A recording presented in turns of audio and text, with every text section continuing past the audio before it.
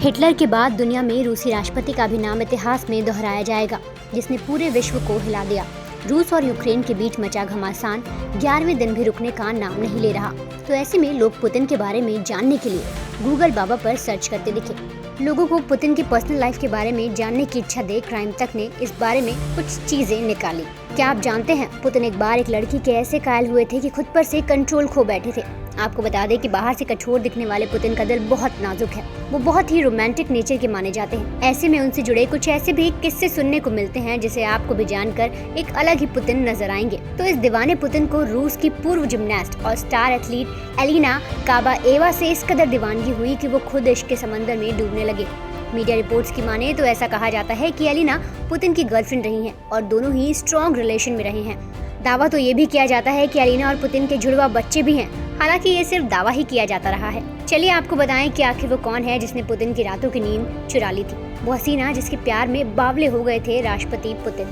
Putin की girlfriend मानी जाने वाली एलिना काबाएवा रूसी पॉलिटिशियन, मीडिया मैनेजर और एक रिटायर्ड जिम्नास्ट है, जिन्होंने साल 2004 के एथेंस ओलंपिक खेलों में गोल्ड मेडल जीत इतिहास रचा था।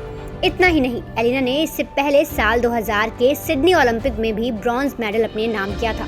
इसके अलावा 14th विश्व चैंपियनशिप और 21st यूरोपियन चैंपियनशिप मेडल भी एलिना ने अपने नाम किए। एलिना ने खेलों के बाद राजनीति में भी अपना दमखम दिखाया। साल 2007 से 2014 तक वो रूस में सांसद रहीं। सितंबर 2014 में एलिना रूस के सबसे बड़े मीडिया ग्रुप की हेड भी बनी।